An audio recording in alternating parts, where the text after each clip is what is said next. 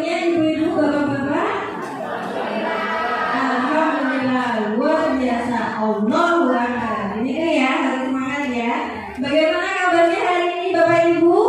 Alhamdulillah, luar biasa. Allahu Akbar.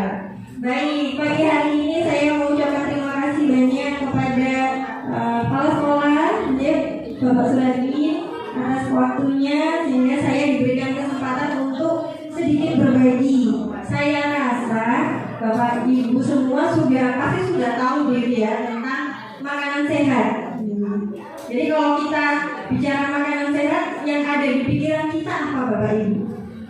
Semua hal, begitu ya, betul? Apalagi, waduh uang ngel, betul? Betul ya. Malah paling ribetnya mau makanan sehat, apalagi untuk anak-anak. Di sini ada anaknya yang suka sayur. Masya Allah. Ada Bu. Ini kan ibu siapa? Bundanya Aska. Nah, oke, kita tanya tipsnya untuk dari Mas Aska. Kok bisa suka makan sayur Bu? Dari kecil dibiasakan tidak memilih makanan. Plus dong Bapak Ibu semuanya. Ya. Jadi dari kecil tidak dibiasakan memilih makanan. Ada lagi yang putra-putrinya suka makan sayur, suka makan buah? Oh banyak ya ternyata ya. Jadi tadi masih malu ya. Ternyata banyak loh yang suka dengan sayur dan buah. Baik, hari ini saya akan sedikit membahas tentang makanan sehat, prestasi hebat. Ya, karena pasti ada kaitan prestasi dengan makanan. Boleh saya dibantu untuk slide Bapak? Nah, ini adalah konsep gizi yang salah, ya Bapak Ibu. Jadi selama ini, ya, anak kita itu kalau makan bisa lebih sedikit atau lebih banyak dari kebutuhan. Jadi kita itu energi yang keluar dari tubuh kita itu kita pakai untuk bernapas, kita pakai untuk beraktivitas. Bahkan yang paling urgent adalah kita tidur saja. Ada nggak organ kita yang nggak bekerja? Ada Bu, ketika tidur tiba-tiba jantungnya berhenti? Nggak ada ya. Semua ketika tidur tetap organ kita itu bekerja, sehingga di sini kita tetap membutuhkan energi. Nah, yang keliru adalah biasanya kita mengkonsumsi makanan itu yang lebih banyak atau lebih sedikit dari energi yang kita butuhkan, sehingga yang terjadi adalah masalah gizi. Boleh Pak dilanjutkan? Nah, ini sedikit ya Bapak Ibu. Jadi ini adalah masalah gizi di setiap siklus kehidupan. Dimulai dari mana? Seperti kita membayangkan telur dengan ayam, dimulai dari mana gitu ya. Sama seperti ini adalah rantai yang tidak terputus. Ya, jadi misalnya kita mulai yang pertama adalah dari wanita usia subur yang KEK, kekurangan energi kronik. Jadi kalau sekarang program pemerintah untuk mengentaskan stunting itu tidak lagi dimulai dari ibu hamil. Sekarang sudah dimulai dari remaja.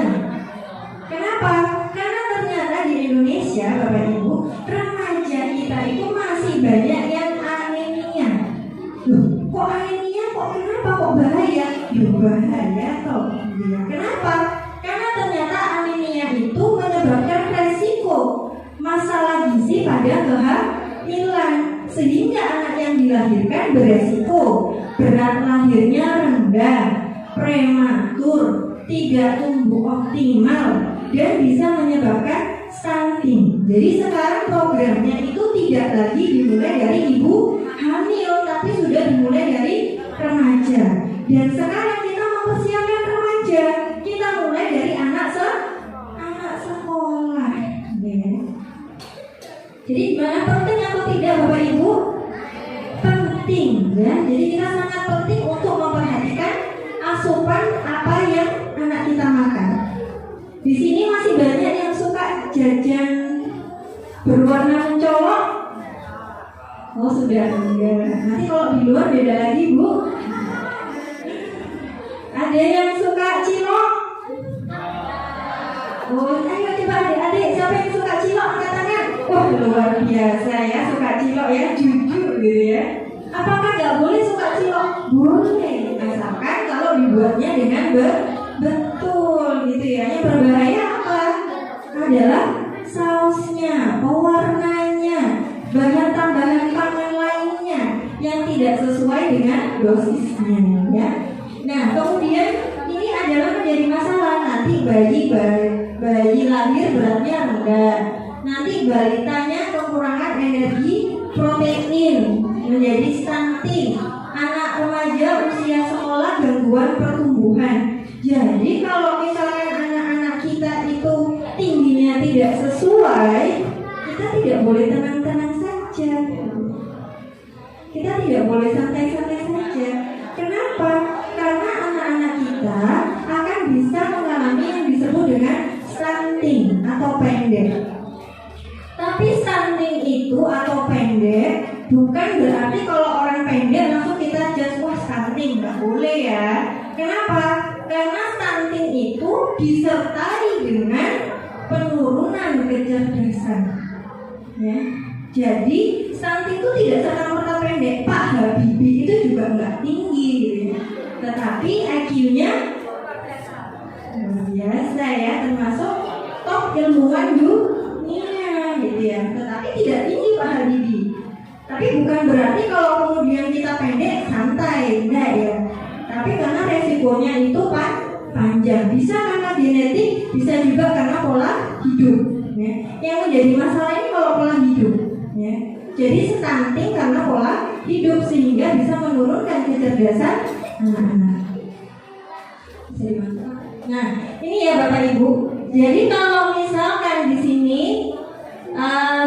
generasi ya pada ibu hamil ini gizinya kurang, maka yang menjadi masalah adalah mutunya akan rendah. Kenapa sih dulu orang Jepang tuh dulu pendek-pendek Bapak Ibu, tapi sekarang tinggi karena mereka sudah tahu kalau orang pendek itu pasti berkaitan dengan IQ, berkaitan dengan kecerdasan.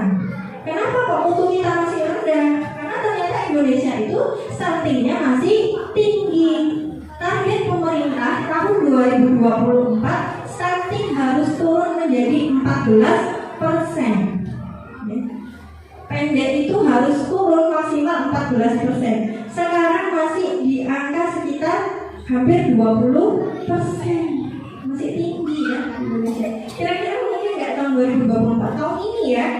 Kayak kejar tayang Bapak Ibu gitu ya.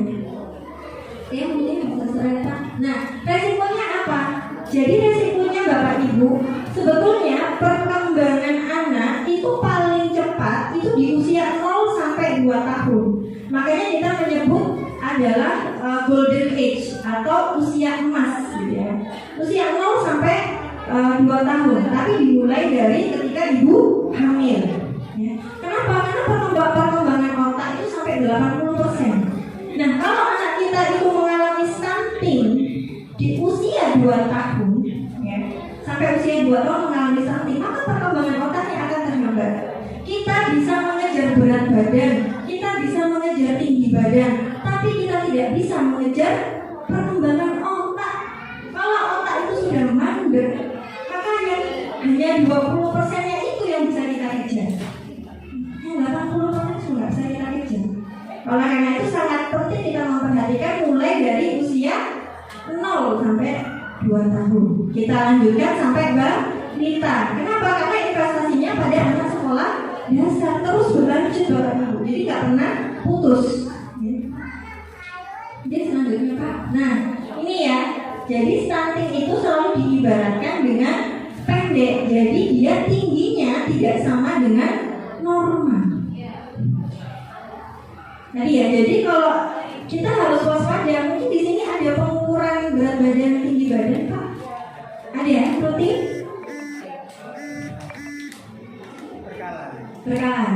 Baik. Jadi itu bisa dijadikan sebagai screening awal, ya, untuk kita mendeteksi bahwa ini ada risiko terjadinya underweight atau berat badan kurang, resiko terjadinya stunting, resiko terjadinya obesitas gitu ya.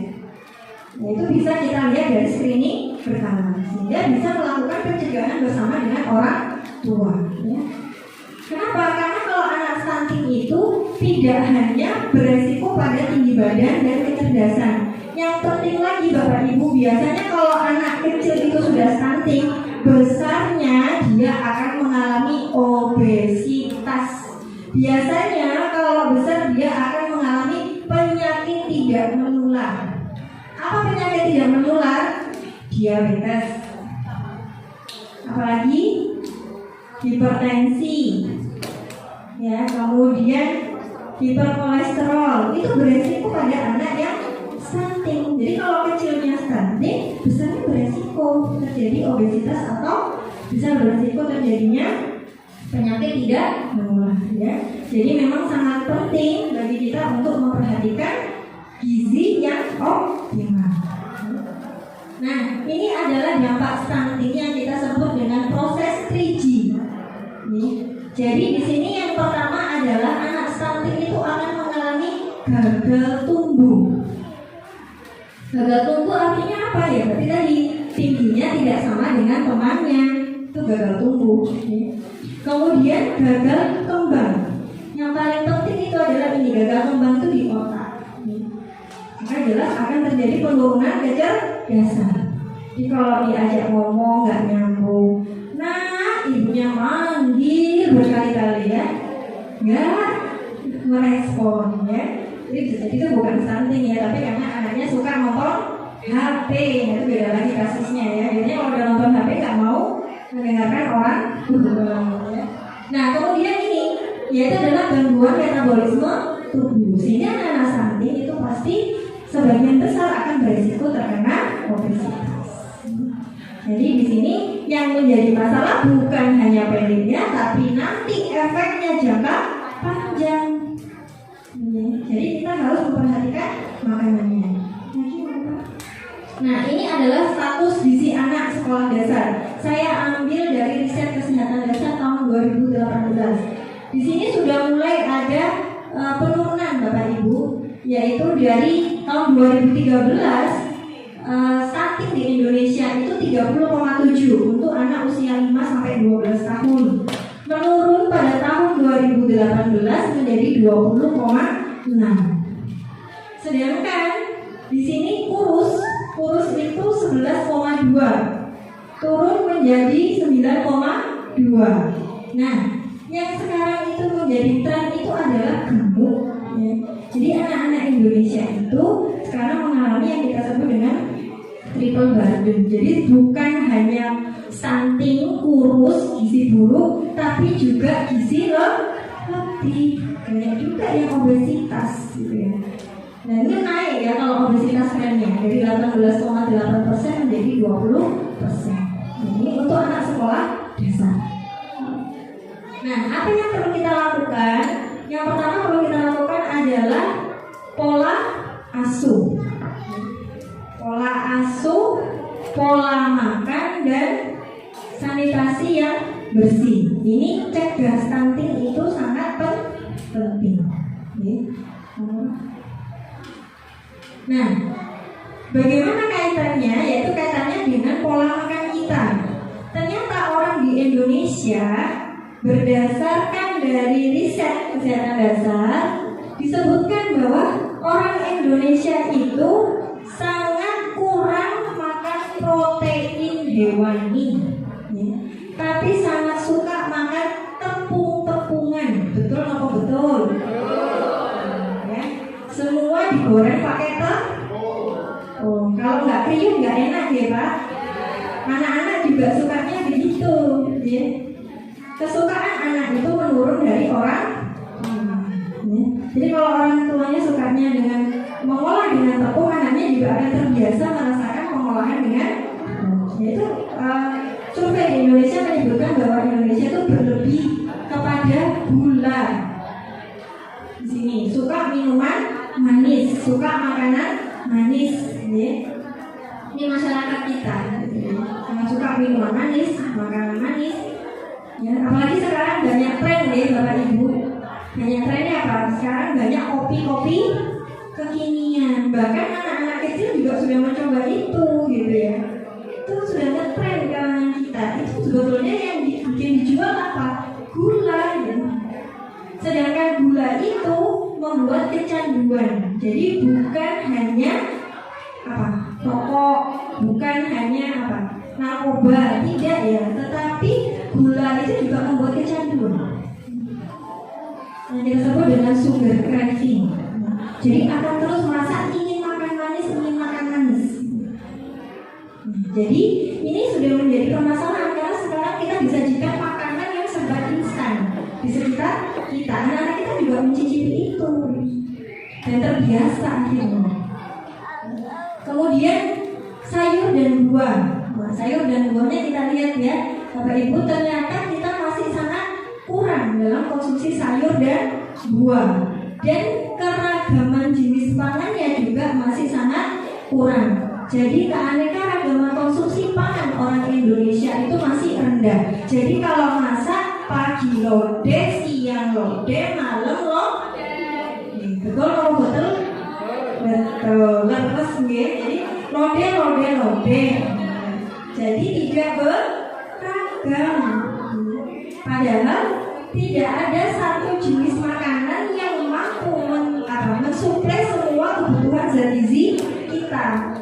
Tahu tidak mengandung semua zat gizi, jadi harus di compare, harus diseimbangkan dengan yang lain. Nah, tapi kita sudah kebiasaan kalau pagi sudah masak, berarti siangnya dipodoh yang pagi. Kalau enggak terus anak sekolah masak, nanti siang sama malam menunya sama. Gitu ya. Ini adalah survei. Jadi keragaman jenis pangan orang Indonesia itu memang masih rendah. Nah, ini adalah pola konsumsi anak sekolah. Jadi sekarang saya menyoroti yang anak sekolah. Gimana sih anak sekolah kita? Berdasarkan riset tahun 2018, jadi anak Indonesia itu suka konsumsi makanan manis. Ini saya highlightnya di Jawa Timur ya Bapak Ibu yang saya ambil.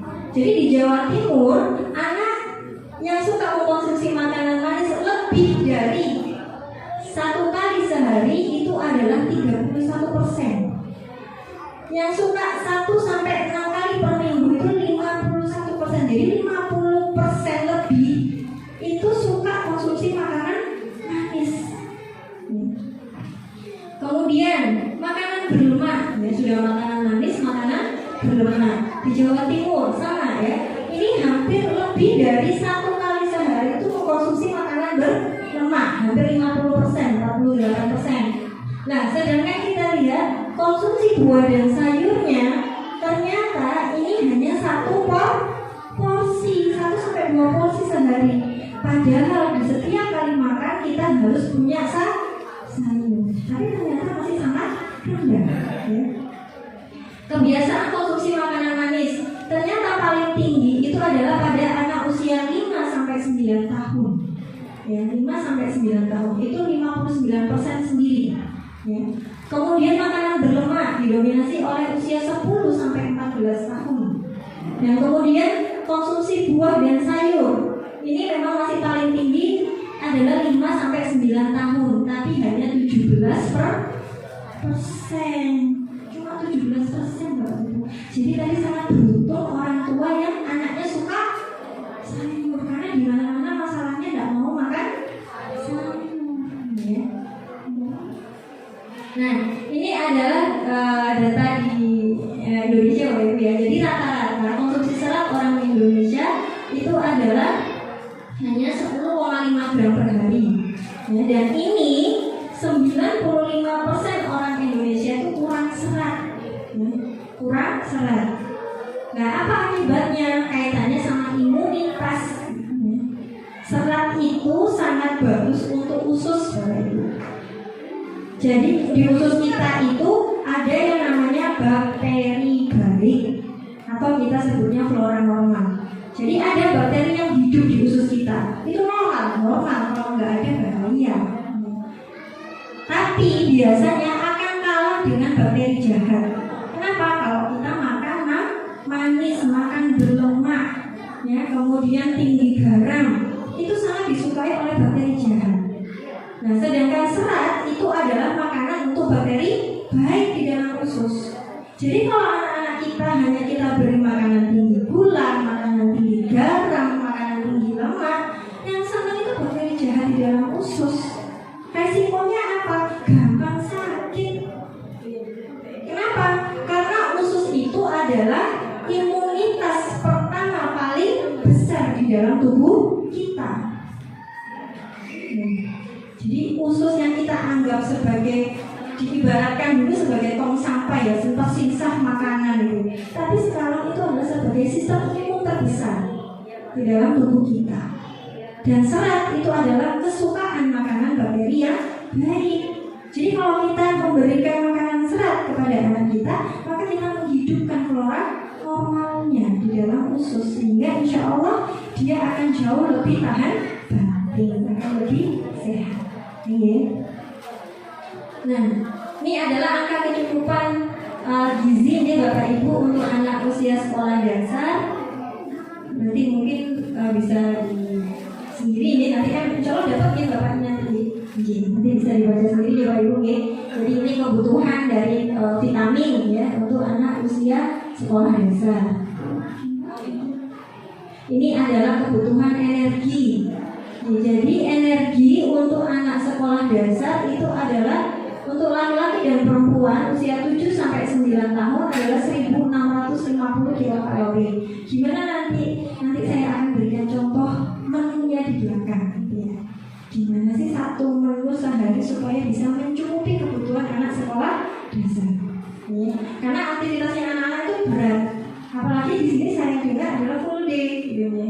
Full day itu berarti yang dipakai dari pagi sampai sore itu otak. Nah, sedangkan energi yang paling banyak terserap itu adalah untuk otak. Kalau kita berpikir itu pasti kita membutuhkan banyak energi. Nah, ini adalah untuk kecukupan mineral. Kecukupan mineral dari kalsium, fosfor, magnesium, natrium, kalium, dan lain-lain.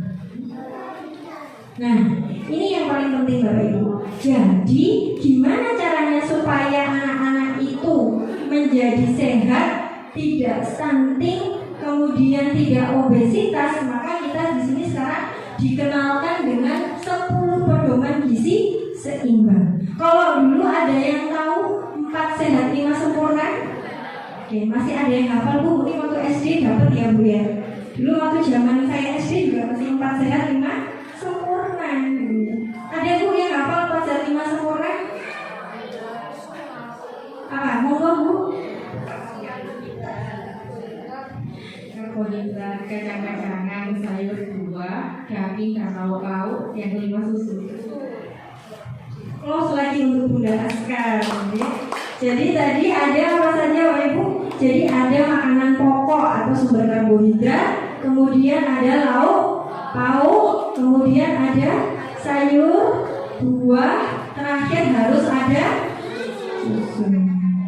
Ya, lauk pauk jadi lauk nabati dan lauk hewani. Lauk nabati adalah kacang-kacangan. Nah, di sini kalau misalkan kita lihat sekarang kita sudah bergeser. Kita tidak lagi menggunakan 4 sehat 5 sempurna. Susu itu tidak harus ada. Susu tidak harus ada, asalkan dia seimbang untuk kebutuhannya. Tapi kalau misalkan mau ditambahkan susu juga tidak apa-apa. Jadi susu itu merupakan salah satu sumber protein hewani. Nah, ini adalah 10 pedoman gizi seimbang. Yang pertama adalah biasakan konsumsi aneka ragam makanan pokok. Kemudian batasi konsumsi makanan manis, asin, dan berlemak. Kemudian lakukan aktivitas fisik. Nah, kita tuh setelah zaman COVID itu mager ya, malas gerak. Jadi kalaupun hari libur bangunnya siang. Tapi anak-anak enggak boten ya Bu. Tetap semangat untuk beraktivitas. Apalagi kalau sudah di depan HP, ya cuma duduk sama ngemil. Pun makan didulang. Karena konsen dengan HP-nya. Jadi mager, tidak mau bergerak, malas gerak. Terus kemudian adalah kita biasakan konsumsi lauk pauk yang mengandung protein tinggi. Nah, ini sangat penting juga untuk anak sekolah dasar. Jadi protein yang kita pilih adalah protein yang tinggi. Jadi di sini kita utamakan protein hewani. Kenapa? Karena protein hewani itu Bu langsung diserap oleh tubuh. Jadi anak usia sekolah dasar sekarang juga status anemianya juga meningkat. Nah, ini bisa kita cegah dengan mengkonsumsi protein yang tinggi dari hewan, protein hewani. Oleh karena itu program pemerintah lebih mementingkan protein hewani. Paling tidak satu hari satu telur. Untuk mengupgrade supaya bisa tercukupi kebutuhan protein. Jadi ada penelitian Bapak Ibu yang dilakukan oleh teman. Itu dia penelitian pada anak-anak stunting sekolah dasar. Jadi memang itu anak-anaknya stunting yang dipilih di daerah Jogja. Dan kemudian penelitiannya adalah memberikan telur. Jadi telurnya digoreng gitu ya, diorak-arik gitu. Terus kemudian itu harus habis pagi sampai siang. Entah nanti anaknya main terus nyemil lagi, balik lagi nyemil lagi gitu ya. Selama 6 bulan diperlakukan seperti itu Bapak Ibu, tinggi badannya meningkat. Tinggi badannya meningkat di atas yang diharapkan. Jadi telur itu adalah protein hewani yang dia diserap sempurna oleh tubuh kita. Jadi banyak penelitian yang biasanya dengan telur, diberi telur. Tapi kalau alergi ya jangan coba-coba yang Bapak Ibu ini untuk yang tidak alergi telur. Kemudian di sini adalah cuci tangan pakai sabun. Biasakan sarapan pagi. Nah ini ada yang anaknya nggak suka sarapan atau tidak sempat sarapan? Nggak ada, semuanya sarapan. Atau mungkin ada sarapan bersama ya Pak di sini programnya. Ada. Kadang-kadang itu sangat baik untuk melatih anak-anak harus sarapan.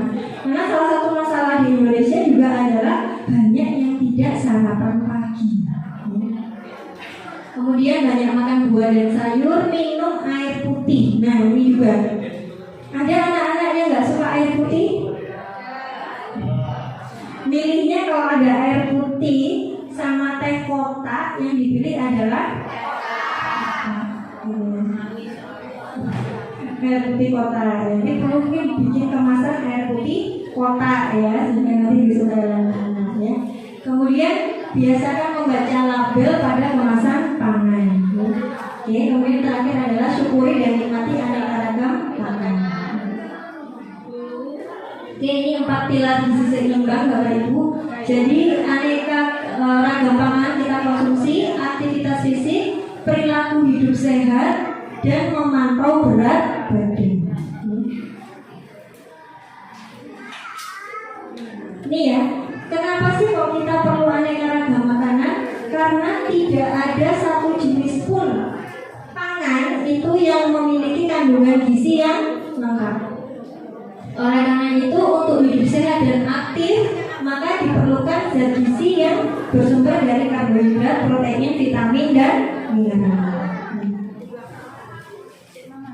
Nah ini adalah tumpeng gizi seimbang yang mengganti 4 sehat 5 sempurna. Ya, jadi kalau kita lihat Bu di sini ya, paling tinggi, yang paling kecil itu adalah gula, garam, dan minyak. Itu cuma kecil Bu kebutuhannya. Ya, kecil. Ya, sangat kecil kebutuhan dari gula, garam, dan minyak. Ya. Yang paling dasar adalah makanan pokok, buah, sayur, protein, dan air putih. Ya, tidak ada lagi susu, tapi air putih. Ya. Susu adalah sumber protein. Nah, ini adalah gampangannya Bapak Ibu. Sekarang kita mengenal isi piringku. Jadi Bapak Ibu ketika nanti menyiapkan sarapan atau nanti menyiapkan makanan anak di rumah gitu ya, pagi, siang, sore, kan ada yang bentuk piringnya kotak, ya, bunder ya. alhamdulillah jadi cocok ya. Jadi bundar ya, piring itu kan bundar. Kita bagi dua ya Bapak Ibu ya.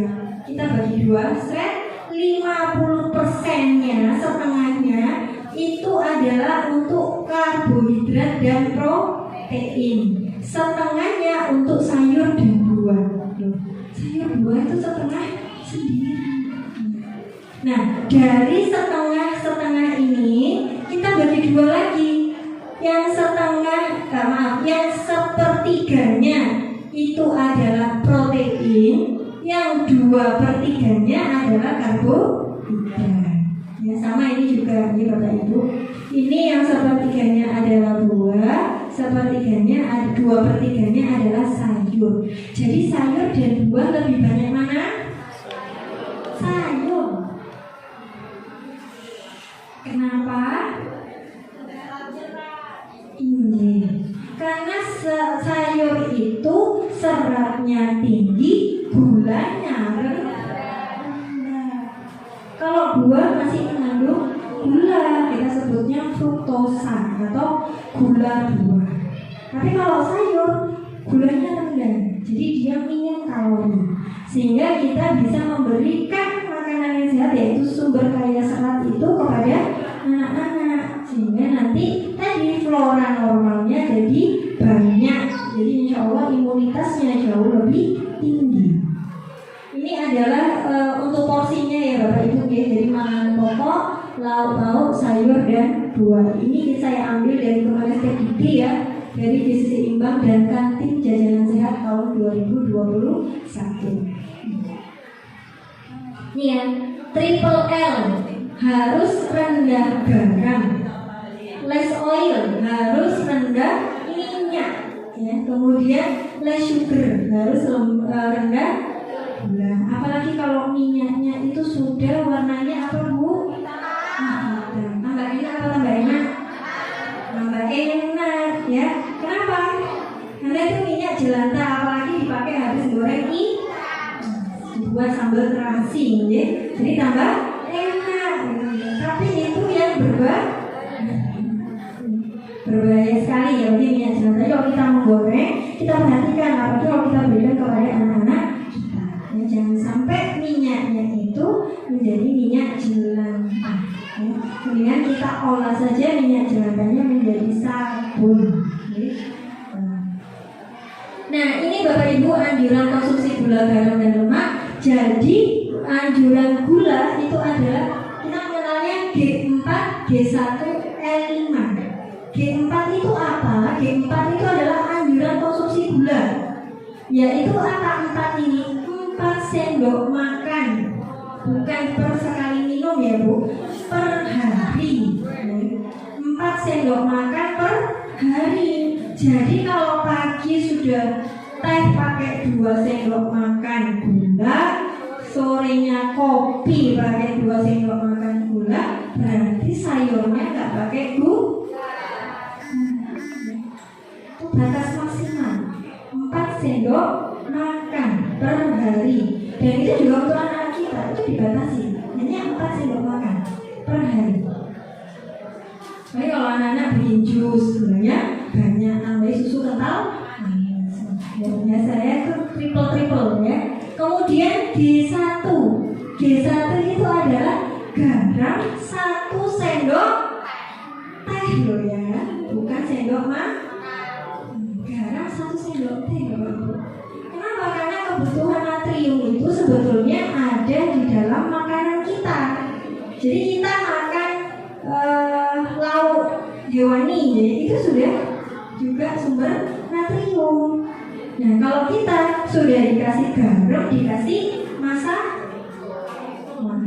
ini ya saya nggak di endorse nih Pak ya, tapi dikasih apa? Dikasih penyedap gitu ya. Sudah dikasih garam, dikasih penyedap. Jadi double. Nah, jadi ini padahal kita kebutuhannya hanya 1 sendok teh saja per hari. Kemudian L5 itu adalah kita hanya membutuhkan lemak, yaitu 5 sendok makan atau setara dengan minyak 5 sendok makan. Karena kita kalau goreng itu deep frying, jadi gorengnya gimana Bu? Kecelup ya. dan nggak kecelup. Nah, jadi yang goreng harus kecelup. Itu juga beresiko ya Bapak Ibu ya. Jadi seharusnya hanya 5 sendok makan minyak per hari. Ini kebutuhan individu ya. Jadi nanti kalau kebutuhan keluarga ini disesuaikan. Apalagi kalau untuk anak. Nah, triguna makanan ya Bapak Ibu mungkin masih ingat zat tenaga, zat pembangun dan zat pengatur. Zat tenaga ini adalah untuk aktivitas, sumbernya karbohidrat. Ya. Kemudian zat pembangun ini adalah untuk tumbuh kembang ya, supaya anak bisa terbentuk ototnya gitu ya, terbentuk giginya, tulangnya menjadi sehat, yaitu dari protein ya. Kemudian zat pengatur ini yang mengatur kerja seluruh organ tubuh kita. Kita dapatnya dari vitamin dan vitamin mineral sumbernya sayur dan nah, praktek baik untuk penerapan gizi seimbang untuk anak sekolah dasar. Yang pertama adalah kita mulai dengan sarapan. Sarapan. Kenapa kok harus sarapan? Karena sarapan itu adalah membantu memenuhi kebutuhan gizi harian. Sarapan itu membantu menjaga berat, karena anak-anak itu aktivitasnya full, ya, energinya itu berlebih. Anak-anak lari jenengan nggak mungkin bisa ngejar, sudah menggos duluan, ya. Anak-anak masih semangatnya luar biasa. Jadi energinya itu sangat banyak. Kalau nggak kita kasih sarapan, nanti dia akan mengganggu tumbuh kembang. Dia akan bisa terjadi penurunan berat badan. Berat badannya nggak naik-naik, bisa lama-lama terjadi gizi buruk. Gizi buruk berlanjut kepada stunting. Stunting berlanjut kepada kerusakan metabolisme di dalam tubuh dan seterusnya. Terus kemudian sarapan itu adalah membantu meningkatkan konsentrasi anak. Jadi kalau anak-anak makan itu nggak akan ngantuk. Kalau lapar dikit-dikit tidur. Kenapa? Karena energi untuk otak nggak ada. Jadi saya sampaikan otak itu membutuhkan energi yang sangat banyak. Jadi kalau misalkan tidak kita sediakan makanan yang cukup energi, maka dia akan mengantuk. Karena sudah nggak ada yang dipakai untuk mikir, gitu, nggak akan konsentrasi. Ya. Kemudian sangat penting untuk menyediakan tenaga anak-anak beraktivitas. Jadi bagaimana jika anak tidak sarapan, maka akan lemas, mengantuk, pusing, tidak dapat mengikuti pelajaran dengan baik, dan pasti prestasinya akan menurun. Ya. Dan terus berlanjut akan menimbulkan masalah gizi seperti gizi kurang dan anemia. Jadi sarapan itu sangat penting. Kalau nggak sempat makan, dibawakan untuk. Jadi harus ada waktu untuk anak-anak itu untuk sarapan. Nah, kemudian praktek gizi yang baik untuk anak sekolah dasar, yang pertama sarapan, yang kedua adalah memilih jajanan yang sehat. Ini sangat penting ya, karena biasanya memang anak-anak kita itu sukanya apa? Bahkan yang terbaru itu yang menyebabkan masalah gagal ginjal dan sebagainya Bapak Ibu, yaitu adalah cibul, ciki ngebul, ya, yang sampai terjadi kebakaran itu ya. Bayangkan ya. Jadi diberikan campuran-campuran kimia gitu ya, sehingga bisa seperti kayak orang merokok gitu ya, asapnya banyak. Nah, itu sempat ngetren gitu ya, dan sekarang sudah tidak diperbolehkan lagi. Kemudian juga banyak sekali jajanan-jajanan yang kemudian mungkin berada di sekitar lingkungan sekolah anak. Itu juga perlu kita perhatikan, dan itu harus mungkin mendapatkan pengawasan dari pihak sekolah gitu ya, sehingga bisa menyediakan jajanan yang memang sehat untuk anak-anak. Karena biasanya jajanan yang tidak sehat itu akan berisiko terhadap tumbuh kembang juga, pada kesehatan juga. Ya. Yang pertama yang kita pilih adalah bebas cemaran biologi. Artinya Bapak Ibu di sini tidak ada virus, mikroba, jamur, tidak ada kontaminasi dari debu, ya. Kontaminasi tanah. Contohnya lagi air mentah yang dibuat es. Banyak nggak penjual yang membuat es itu dari air mentah? Jadi kita harus waspada. Kenapa? Karena kalau anak kita sakit itu yang repot bukan orang lain gitu ya. Yang repot adalah orang tua. Jadi kita harus sangat waspada dengan jajanan anak zaman sekarang. Penyimpanan yang tidak tepat, penjaman makanan yang tidak bersih. Jadi kalau misalkan ada orang yang menjuali anak tapi dia nggak cuci nerima uang yang pakai tangan itu, terus juali yang nggak pakai sarung tangan gitu ya, jualinya tidak menggunakan alat, ya diambil langsung. Nah, itu perlu hati-hati ya Bapak Ibu. Biasanya yang kayak gitu tuh tahan banting Bu, nanti Bu. Seperti itu ya, ini tahan buah itu nanti nggak bakal gampang sakit gitu. Jadi nggak usah dikit kita jaga, nanti malah anaknya nggak tahan banting. Nggak seperti itu jadi konsepnya. Karena bagaimanapun kita tidak tahu. Misalkan anak kita waktu itu lagi sehat, flora normalnya lagi banyak di dalam tubuh dia nggak apa-apa. Nah, kalau dia lagi turun imunitasnya terus dia makan yang tidak sehat, ya langsung dia bukan karena kekebalan tubuhnya semakin lama makan itu semakin bagus, bukan. Karena pada saat itu memang imunitasnya dia lagi bagus. Ya. Kemudian bebas cemaran kimia, bebas pengawet. Berarti apakah pengawet yang dijual di luar itu nggak boleh? Kalau sesuai BPOM boleh. Cuma kadang orang itu memberikan pengawet itu nggak pakai takaran, jadi nggak tahu dosisnya.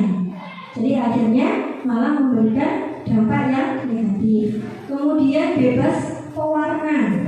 Ya, jadi yang warnanya sangat mencolok itu juga malah disukai. Kalau anak itu kan suka warna rainbow ya, warna pelangi. Kalau kue terus ada pelanginya pasti yang dibeli adalah yang pelangi. Karena memang fitrahnya anak-anak itu suka yang berwarna. Karena dunianya berwarna. Nah, tetapi kita harus mengarahkan berwarna seperti apa itu yang bagus. Nah, kalau yang warnanya sangat mencolok, merahnya itu merah merona gitu ya. Itu harus hati-hati. Karena yang bisa dipakai bisa jadi kelebihan, bisa jadi juga itu kita menggunakan pewarna yang sintetis atau tidak alami. Kemudian bahan tambahan lain nih, pemanis buatan, penyedap, hanya diciciki nih Bapak Ibu ya. Itu pemanis buatan, aspartam ya dan lain-lain itu perlu kita perhatikan. Jadi di sini Bapak Ibu perlu juga melihat label makanan. Jadi kalau kita beli sangat penting untuk tahu label makanan. Dibiasakan untuk membaca label makanan. Oh, gulanya berapa sih? Oh, lemaknya berapa? Oh, di sini mengandung pemanis buatan atau tidak? Karena pasti ada tulisannya. Biasanya ciki-ciki itu ada tulisan Bapak Ibu, tidak boleh dikonsumsi oleh ibu hamil. Nggak dibaca, dimakan aja sama ibu hamil. Karena kecil tulisannya. Tidak boleh dikonsumsi oleh balita, tapi dimakan aja. Ya kayak merek-merek ciki-ciki itu banyak, karena mengandung aspartam, mengandung banyak pemanis buatan. Ya. Kemudian bebas cemaran fisik, rambut, kuku, isi straplessnya. Jadi banyak makanan yang tiba-tiba ada rambut penjualnya, ada kukunya penjualnya, ada isi straplessnya. Sudah berhati-hati. Nah, ini adalah kandungan protein bahan makanan segar dari susu, telur, ikan, macam paling banyak ini Bapak Ibu. Monggo Pak. Kemudian ini serat, bisa kita peroleh dari sayur-sayuran. Kemudian ini adalah dari buah, dari buah. Ini adalah kandungan vitamin C dari buah segar. Nah, ini ada tadi yang saya sebutkan terakhir Bu, karena kayaknya rasa-rasanya di belakang udah ngantuk ngantuk banget kayak Nina Bobo. Jadi di sini adalah contoh menu seimbang. Nggak kelihatan deh Bu yang belakang ya. Memang sengaja saya buat kecil supaya nanti memperhatikan ini. Ya, jadi ini contoh ya Bu ya. Jadi untuk menunya pagi ini adalah nasi putih, ayam kecap, tahu, bumbu Bali. Contoh, aduh Bu, pagi-pagi suruh masuk tahu bumbu Bali. Terus kemudian cas sayur dan susu. Seringnya kue basah. Ya, jadi kita memang mengarahkan anak-anak itu daripada ciki memilih kue basah. Jadi jajanan pasar, jadi tradisional itu malah lebih sehat. Terus kemudian siang, jadi menunya ini ada ukuran rumah tangga. URT ini adalah ukuran rumah tangga. Jadi Bapak Ibu ada selingannya adalah buah. Ya, malam ada telur dadar, ada perkedel, dan ada sup sayuran. Ini contoh untuk anak usia 7 sampai 9 tahun akan menghasilkan 1.850 kilokalori. Ini contohnya. Ukuran rumah tangganya seperti ini. Jadi misalkan buncis, buah-buah, wortel, 1 potong sedang. Nah, ini untuk 10 sampai 12 tahun ya. Jadi usia 4 sampai kelas 6 SD. Ini contohnya. Ini contohnya saja. Jadi di sini yang berbeda adalah dari ukuran rumah tangga. Jadi kalau kita memperhatikan apa yang dimakan oleh anak-anak kita, maka insya Allah itu akan menjadi buah yang akan kita petik di suatu hari nanti. Jadi harapannya adalah di sini semua berusaha untuk sama-sama memasak yang sehat untuk keluarga. Karena rata-rata saya sama ibu-ibu, ya bapaknya cuma banyak. Jadi di sini bagian pasti masak. Mungkin itu bapak ibu yang bisa saya sampaikan. Saya mohon maaf jika ada kesalahan, saya kembalikan kepada yang bertanya. Terima kasih Bu Linda. Mumpung belum beralih ke sesi tanya jawab, saya mau curcol sedikit mumpung ada Pak Suradi. Pak Suradi ini di kantin ada es krim itu bikin bunda-bunda gelisah. Iya, semuanya tuh. Itu mau nggak dikasih sangu, kasihan anaknya belum ngeliatin temannya ya. Kalau dikasih itu pagi beli, nanti pulang beli, mungkin bisa dievaluasi deh Pak Suradi. Baiklah, demikian tadi materi dari Bu Linda. Hari ini tentang gizi seimbang. Dan sekarang kita memasuki sesi tanya jawab. Adapun peraturan untuk sesi ini adalah penanya harus menyebutkan namanya terlebih dahulu, memperkenalkan diri terlebih dahulu. Seperti akannya, saya bundanya Mas Haikal kelas 4 harus disebutkan karena ini ada hadiahnya, Bu. Berapa pertanyaan? 3 boleh. Oh 2, oke boleh. Monggo 2 pertanyaan bisa. Oke, siap.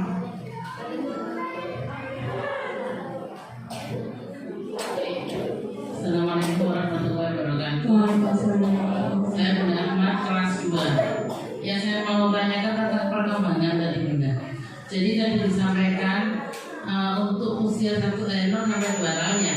Nah, ini ada anak teman saya itu Bunda, sudah kelas TK sekarang.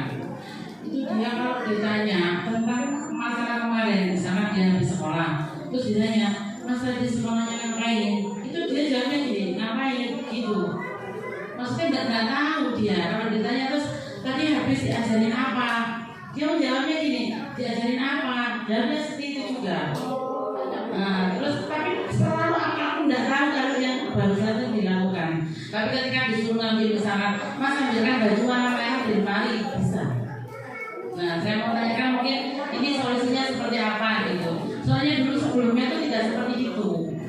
Sebelumnya dia itu waktu sakit panas. Nah, itu setelah itu baru seperti itu. Ini dan kejang. Ini sempat diterapkan, cuma saya ini apa? Dia terapikan itu dia ikut kelas gitu Bu. Katanya seperti orang kelasnya itu bisa. Cuman ibunya ini masih bingung, ini harus dibawa kemana, harus diapakan, seperti itu masih bingung. Mohon penjelasannya. Terima kasih. Sebentar dulu ya Pak, dibawa aja Bu. Atau ini langsung saja gitu ya. Oh dijawab. Apakah maksudnya dari segi bicaranya kurang begitu? Tidak, bicaranya bisa. Jadi kalau bisa, ditanya kamu pengen beli apa, itu bisa. Cuman kalau habis sekolah ditanya, tadi di sekolah belajar apa? Tadi tanya belajar apa? Laki-laki Bu. Laki-laki. Oh laki-laki. Iya. Terus kemudian Bu, apa namanya? Kalau untuk status gizinya maksudnya juga kurus. Normal. Dari kecil normal gitu. Iya. Jadi kalau mungkin menurut saya mungkin tidak ada masalah terkait dengan masalah gizi ataupun ini gitu. Mungkin itu lebih kepada penyesuaian adaptasi mungkin bisa di sekolahnya, atau mungkin kalau misalkan dia masih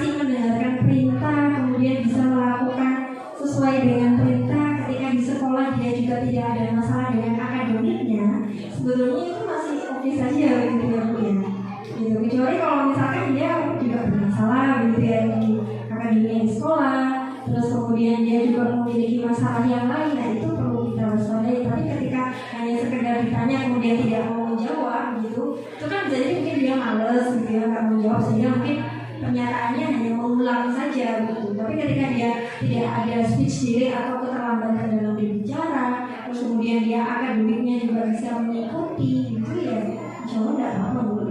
Iya. Terus kemudian ini Bun, ini anak saya ketika anak saya ya, ini saya di sidang. Anak saya itu gini Bun, ketika dia disuruh apa, terus dia lagi main misalnya, atau saya suruh makan, dia nggak mau makan. Tapi ketika kita agak keras itu, dia cuma diem aja Bun, diem aja. Ayo makan, diem terus, dan nggak mau jawab. Oh iya, karena mungkin dikerasi kali Bu. Iya, kita kan suaranya mau jawab. Ya, saya pertama belah. Untuk protes mungkin Bu, jadi nggak mau menjawab. Terima kasih. Jadi insya Allah anak-anak itu kan kadang memang kalau suaranya tinggi sedikit pasti mereka ada ketakutan ya. Apalagi mungkin kalau untuk usia-usia bayi ya, itu kan kalau kita perhatikan intonasi kita gitu ya, sedikit saja itu bisa memutuskan saraf-saraf otaknya ya. Jadi bentakan-bentakan itu perlu sekali kita perhatikan untuk anak kita. Kalau bisa tidak dengan bentakan.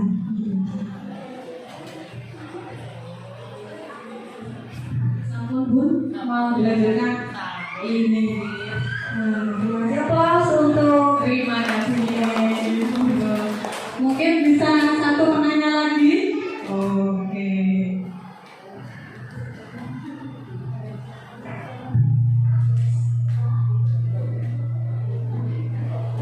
Assalamualaikum, saya Najma, Bunda Jum'at Faizah Rasulullah.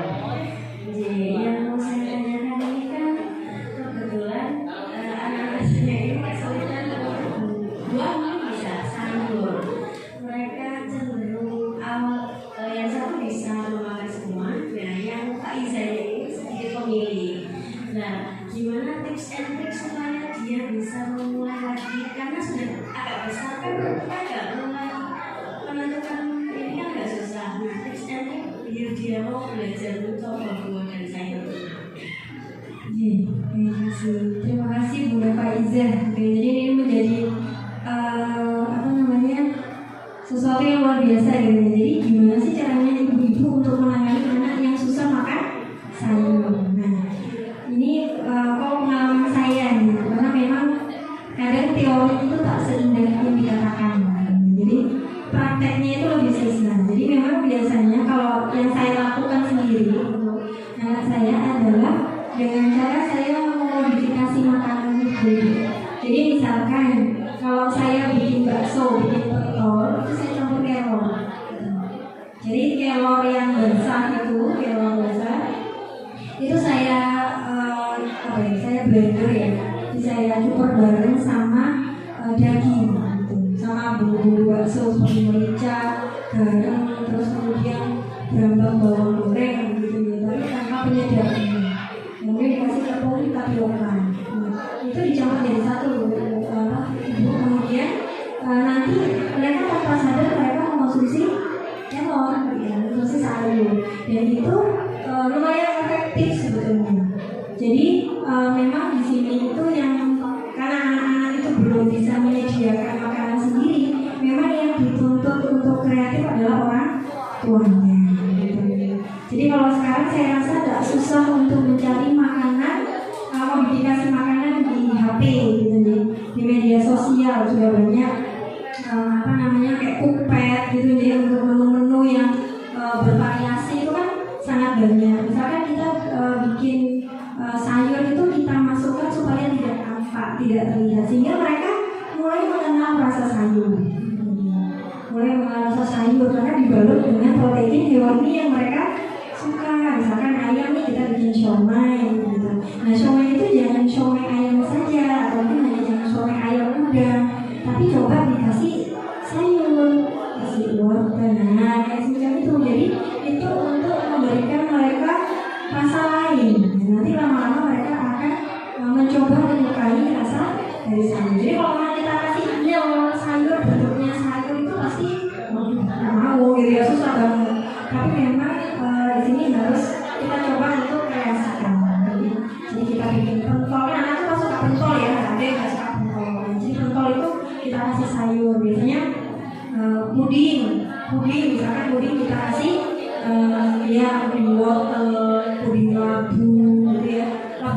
itu juga bisa dipakai untuk pembuatan puding.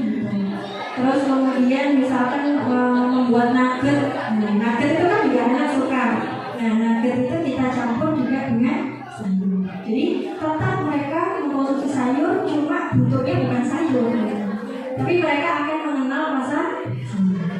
Pasti akan beda yang ada sayurnya dengan tidak ada sayurnya. Tapi karena dominan di situ adalah lauk hewani yang mereka suka, pasti mereka tidak akan terlalu masalah. Tapi lama-lama dia akan mengenal dan insya Allah akan suka. Mungkin seperti itu.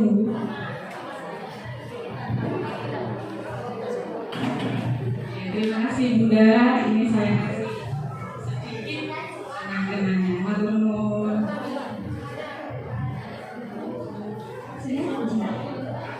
Mungkin sudah cukup ya pertanyaannya karena perjalanan kita masih panjang ya. Masih ada sosialisasi di kelas-kelas, kasihan wali kelasnya. Alhamdulillahirrahmanirrahim, sesi tanya jawab sudah selesai. Intinya dari diskusi tadi saya simpulkan bahwa kita harus lebih pintar daripada anak-anak. Ya apa caranya kita membujuk, merayu anak-anak, karena mempersiapkan gizi itu dimulai dari sekarang, dari masa remaja untuk jangka panjang ke depannya. Sekian diskusi kita hari ini. Terima kasih saya ucapkan kepada pemateri Ibu Linda, matur nuwun banget. Jangan kapok-kapok datang ke SD Juara nih. Saya juga mengucapkan terima kasih kepada seluruh peserta atas partisipasinya. Selanjutnya mungkin mau langsung